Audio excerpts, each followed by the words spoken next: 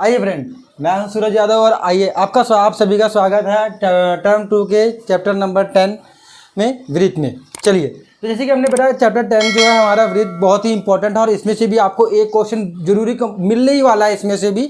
और इसमें भी आप एग्जाम पॉइंट ऑफ व्यू से देखेंगे तो ये चैप्टर बहुत ज़्यादा चैप्टर भी एक तरह से बहुत ज़्यादा इंपॉर्टेंट है। और कई बच्चे कहते हैं कि जैसे कि हमें ये चैप्टर समझ में नहीं आ रहा है सर कि क्या है इसमें थ्योरम, तो हमने बिल्कुल ईजी वे में इस चैप्टर को अपलोड किया हुआ है, ठीक है। और जो हमने इसका इंट्रोडक्शन पार्ट है आप उसको ध्यान से देखिए। एक ही चीज़ को इंट्रोडक्शन पार्ट को अगर मे भी एक बार में क्लैरिटी नहीं होती है तो आप उसको 2 बार भी देख सकते हैं, ठीक है। क्योंकि ये क्लियरेंस मैंने एक एक चीज़ को डीपली बताया होगा कि क्या वृत्त है, वृत्त के अंदर कैसे वृत्त बनता है, वृत्त की परिभाषा क्या है, ठीक है। उसमें जो त्रिज्या पार्ट होता है वो कैसे, क्या त्रिज्या क्या होती है, व्यास क्या होता है, त्रिज्या और व्यास में क्या संबंध है, ठीक है। उसमें जीवा क्या है, आपके संपर्क जो में भी स्पर्श रेखा है वो क्या है, ठीक है। तो कब हमने कैसे क्या लेना है, कौन सा रूल लगाना है, तो सब कुछ बताया। तो चलिए आइए हम शुरू करते हैं इस जो चैप्टर नंबर 10 है इसके 10.1।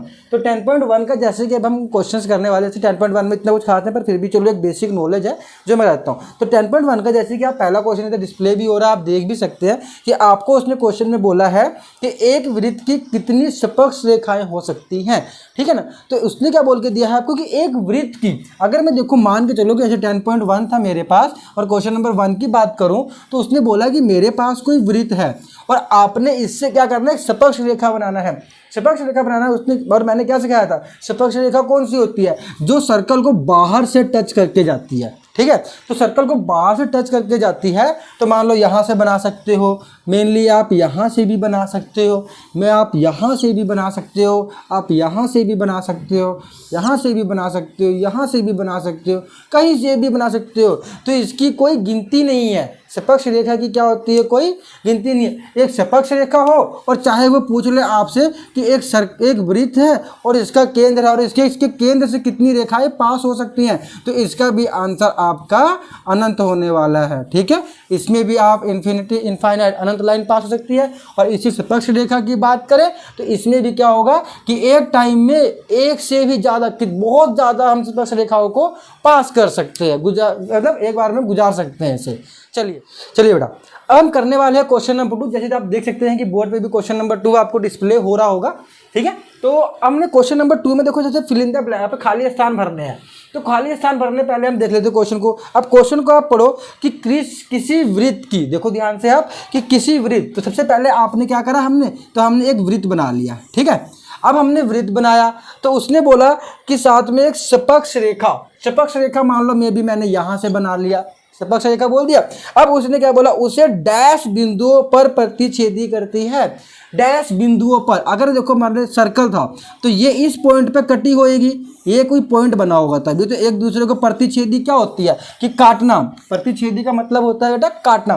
तो ये कब काट रही है, मतलब इस पॉइंट पे, तो ये कितने बिंदु मिले, एक। तो मतलब जब सपक्ष रेखा बनेगी वृत्त से कभी भी तो प्रतिच्छेदी रेखा एक होएगी, एक से ज़्यादा नहीं। तो पहले स्थान में आपका जो खाली आंसर है वो 1 आने वाला है, ठीक है। तो चलिए अब हम करते हैं इसका क्वेश्चन नंबर 2 का सेकंड पार्ट में देखो उसने बोल के दिया है कि वृत्त के 2 बिंदुओं पर, ठीक है ना। अब वृत्त बनाया हमने कोई, देखो ध्यान से, अब इसके कोई 2 बिंदुओं ले लिया हमने, कोई भी 2 बिंदु ले लिया, ठीक है। अब 2 बिंदु लेने के बाद उसने क्या बोल दिया है कि प्रतिच्छेदी करने वाली, ठीक है ना, प्रतिच्छेदी कब करेगी, जब ये एक दूसरे को काटेगी। मान लो ये 2 पॉइंट को जोड़ दो, ये लो इधर से प्रतिच्छेदी, ये कर दिया इसने, दोनों को कटिंग कर दिया। अब इस लाइन को मैंने सिखाया था कल कि इसमें, तो इस चीज़ को हम जीवा कहते हैं। अब जिसने नहीं देखा इंट्रोडक्शन वाले पार्ट में मैंने इसको बिल्कुल क्लियर बताया हुआ है, ठीक है। इंट्रोडक्शन का जो पार्ट है उसमें बताया हुआ था। बस जीवा एक वो लाइन होती है बेटा कि सर्कल के सेंटर को छोड़कर, बस मतलब ये इसके केंद्र से नहीं जाएगी, इसके मतलब केंद्र को छोड़कर अब कहीं से भी छोटी एक वो बना दो और इसका संबंध हमेशा व्यास से होता है। तो इसमें सेकंड पॉइंट में क्या आंसर आने वाला है, जीवा, ठीक है। अब हम करते हैं इसका थर्ड पार्ट को देखो ध्यान से कि इसमें क्या बोला हुआ है कि एक वृत्त बना लिया हमने। जैसे फिर देखो थर्ड पार्ट के लिए अब हमने फिर से एक वृत्त बनाया। अब उसने क्या बोल के दिया है, डैश समांतर सपक्ष रेखाएं, डैश समांतर सपक्ष रेखाएं ठीक है, और समांतर होने की, समांतर कब होंगी, जब 11 बनेगा आपका, मतलब 11 बनेगा मतलब सामने आमने सामने पैरेलल। ठीक है, तो ये देखो समांतर रेखाएं बना दी मैंने, मे भी यहाँ पे, ठीक है ना। ठीक है, चलो अब ये समांतर बोल दिया उसने। समांतर रेखाएं हो सकती है एक वृत्त की डैश समांतर सपक्ष रेखाएं। अगर मैं समांतर की बात एक टाइम में कैसे बना सकते हो, अगर आपके ये है और या तो आपके पास ये वाला के, तो मैक्सिमम से मैक्सिमम आप 2 समांतर रेखाओं को बना सकते हो। तो इसमें सिर्फ आंसर आएगा आपको 2। ठीक है ना। और अब देखिए, अब थर्ड में क्या बोला, वृक्ष तथा उसकी सपक्ष रेखा। ठीक है ना, वृत्त हो गया हमारा और उसकी कोई सपक्ष रेखा हो गई। ठीक है, और इस पे जब इसने क्या बोला, वृक्ष हो गया सपक्ष रेखा, तो उससे जो बिंदु निकलता है, इससे बिंदु मतलब जिस पॉइंट पे ये दोनों मिल रहे हैं, जिस पॉइंट पर ये दोनों मिल रहे हैं, और इसी बिंदु को मैंने इंट्रोडक्शन वाले पार्ट में बताया था, इसी को हम कहते हैं सपक्ष बिंदु। ठीक है ना, इसी को इंग्लिश में भी पॉइंट ऑफ कांटेक्ट कहते हैं और हिंदी में सपक्ष बिंदु कहते हैं। मतलब ये वो बिंदु है, मतलब ये वो आपका पॉइंट है, ठीक है, जहां पे ये दोनों एक दूसरे के लंबवत हैं, मतलब एक दूसरे के परपेंडिकुलर बना रहे होंगे। ठीक है, तो यहाँ पे इस बिंदु का नाम को हम सपक्ष बिंदु, इस पॉइंट में आने वाला है सपक्ष बिंदु। और आपको मैंने बता दिया बेटा कि 10.1 है या मेरा कोई भी चैप्टर है, अगर आपने थोरोली करना है तो सबसे पहले उसका इंडक्शन वाला पार्ट देखो। अगर आपने इंडक्शन वाला पार्ट देखा है मेरा अच्छे से, तो आपको ये क्वेश्चंस करने में बिल्कुल भी प्रॉब्लम नहीं आएगी। ठीक है, और अगर किसी ने नहीं देखा, डिस्क्रिप्शन में उसका लिंक है, आप वहाँ जाके इंडक्शन वाला पार्ट देख सकते हैं। चलिए बेटा, तो हमने ऐसे 2 क्वेश्चन देखे कि आपने कर लिया। अब हम करते हैं क्वेश्चन नंबर 3 10.1 का। तो 10.1 प्रश्नावली का क्वेश्चन नंबर 3 है, जैसे कि आप देख रहे हो क्वेश्चन नंबर 3 यहाँ पे शो भी हो रहा है। तो आपने देखना क्वेश्चन नंबर 3 देखो ध्यान से। तो क्वेश्चन नंबर 3 में बोला है उसने कि सबसे पहले आपके पास कोई एक वृत्त है। देखो बेटा, अगर मैंने ये वृत्त बनाया, ठीक है, तो वृत्त बनाने के बाद उसने क्या बोला कि जो उसकी त्रिज्या है वो 5 सेंटीमीटर, और हमें पता है त्रिज्या कहाँ से होती है, केंद्र से लेकर आधी दूरी, वृत्त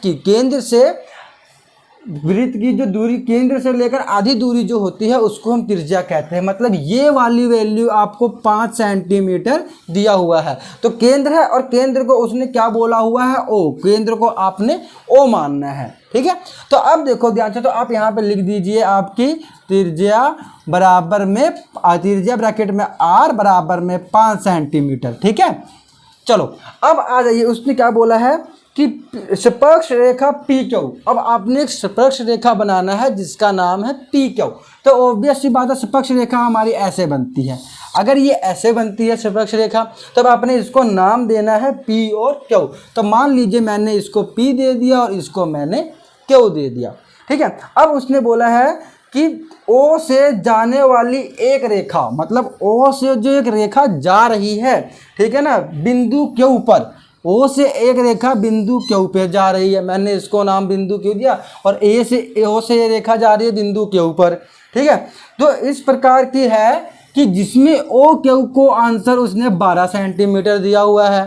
ठीक है, तो उसने क्या बोला, अगर ये 12 सेंटीमीटर तो आपको ये चीज़ ज्ञात करनी है। अब देखो ध्यान से, अगर आपको दिया तो दिया गया, लिखिए ओ क्यू बराबर 12 सेंटीमीटर। ठीक है, तो इसके बाद पी क्यू बराबर हमें नहीं दिया तो हमने क्वेश्चन मार्क। तो याद है देखो, अब ये, और हमने क्लास 9th में भी किया है पाइथागोरस। तो पाइथागोरस अनुसार हम कह सकते हैं, आप लिख सकते हैं पाइथागोरस अनुसार। ठीक है, अब पाइथागोरस क्या कहती है इसमें, देखो अगर आप लोगों को पता नहीं है पाइथागोरस क्या है या समझ में नहीं कि पैसा, चलो बच्चों ने, किसी बच्चों ने नहीं भी किया होता है या अच्छी कोचिंग नहीं मिल पाती है या उनको पीछे 9th के कंसेप्ट नहीं क्लियर है अच्छे से, तो आपने घबराने की बिल्कुल जरूरत नहीं है। अब ध्यान से देखना, क्योंकि पाइथागोरस आपको सीखना ना इस चैप्टर के लिए बहुत ही ज़्यादा जरूरी है। तो पाइथागोरस के लिए आप मेरे पास सीधा समझने के लिए चले आइए। तो पाइथागोरस सबसे पहले क्या करना है, आपने इक्वल टू का साइन बराबर का साइन बनाइए। फिर इसमें से देखना है आपने, देखो सबसे लंबी वाली ये भुजा, ये साइड जो होती है हमें सबसे लंबी होती है। तो आपने क्या करना है, सबसे लंबी ये है तो इस वाले को आप इधर लिखिए। ठीक है, और बच गई कौन, ये बाकी की 2, तो बाकी की 2 को आप प्लस करके यहाँ लिख लीजिए। ठीक है बेटा, पाइथागोरस ने क्या कहा कि सबसे पहले आप बराबर बनाइए, फिर इन तीनों में सबसे लंबी वाली को बराबर के इस साइड रखिए, और जो बाकी की 2 बच गई है उनको इस साइड रख दीजिए। ठीक है, तो अब आपने क्या करना है, सबके ब्रैकेट करो अपना अपना अलग अलग, और सबके ऊपर 2 लगा दो। ये हो गया आपका पाइथागोरस तैयार। अब पाइथागोरस तो यही तो कहती है, ठीक है ना। अब हमने क्या कर देना है, अब हमें जो जो वैल्यू गिवन है, जो जो वैल्यू दी गई है उसको पुट कर दो, जो जहाँ दी है वही पुट करो। ऐसे नहीं कि इधर लाओ उधर लाओ, जो जिस फाइंड करना, आपको सिर्फ वैल्यू दी है उधर पुट करिए।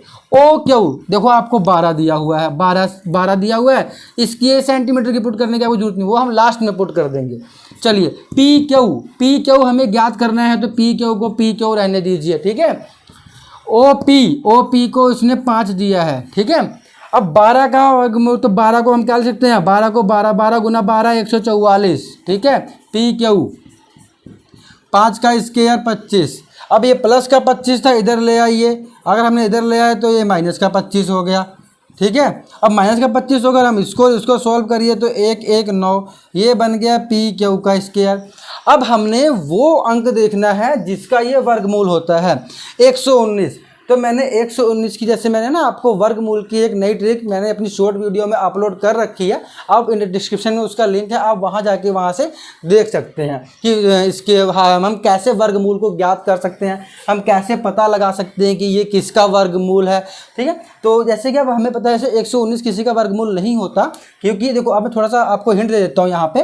जैसे कि आप देखो, अगर आपको पता होगा कि अब मुझे, अगर मैं लेता हूँ 9 गुना 9 लेता हूँ तो 81 होता है, तो ये 81 से बड़ा नंबर है। और फिर मैंने देखा कि 10 गुना 10 होता है तो ये 100 होता है, वो अभी भी इससे बड़ा है। फिर मैंने 11 गुना 11 लिया तो 121 है, ठीक है। तो जो कि 121 इससे बड़ा है, तो मतलब 10 गुना 10 तो 100 हो गया, तो ये तो बड़ा हो गया। और 11 गुना, और इसके बीच में कोई नंबर नहीं है, तो मतलब अगर 100 और 121 के बीच में ऐसा कोई नंबर नहीं है जो किसी का वर्गमूल हो, तो आप क्या लिख सकते हैं कि पी क्यू। और जो कोई किसी का वर्गमूल नहीं होता तो आपने कुछ भी नहीं करना है, जब किसी का कोई वर्गमूल ना हो तो उसी संख्या को आप वर्ग में ऐसे कर दीजिए, ठीक है। क्यों? क्योंकि हमारे पास एक सूत्र होता है रूट ए गुना रूट ए, आंसर ए होता है, ठीक है।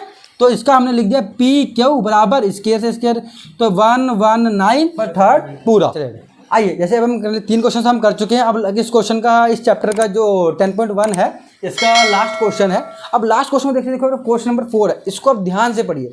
ध्यान में से पढ़ने का देखो, मैंने क्या बोला, जब तक आपको क्वेश्चन समझ में ना आए ना, आप क्वेश्चन को एक बार की जगह 2 बार पढ़ लीजिए। भले ही आपके 2 सेकेंड या 3 सेकेंड ऊपर लग जाएंगे, बट इट मीन्स कि क्या है, आपको कम से कम क्वेश्चन समझ तो आएगा, ठीक है। तो आपने क्या करना है, सबसे पहले देखो आप, उसने क्या बोल के दिया है इस क्वेश्चन नंबर 4 में कि सबसे पहले कोई आपके पास एक वृत्त है, ठीक है। मान लो ये सेंटर रख के मैंने एक वृत्त खींच दिया। अब उसने बोला कोई एक रेखा दे दी, मैंने एक रेखा, मान लो मैंने ये बना दिया। उसने बोला है इसी के जो आपने रेखा बनाई है, मान तो आप उसको लिख दो, ये दी गई रेखा होगी आपकी, कोई भी होगी दी गई रेखा जो उसने दी है।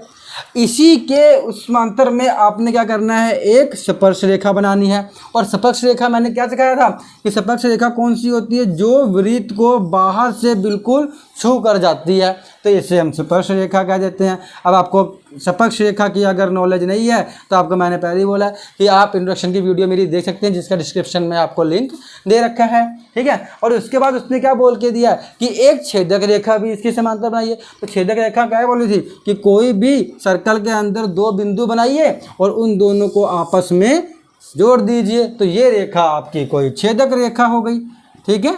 चलिए, बस यही तो उसने क्वेश्चन में बोला है, बस हो गया क्वेश्चन नंबर 4 पूरा।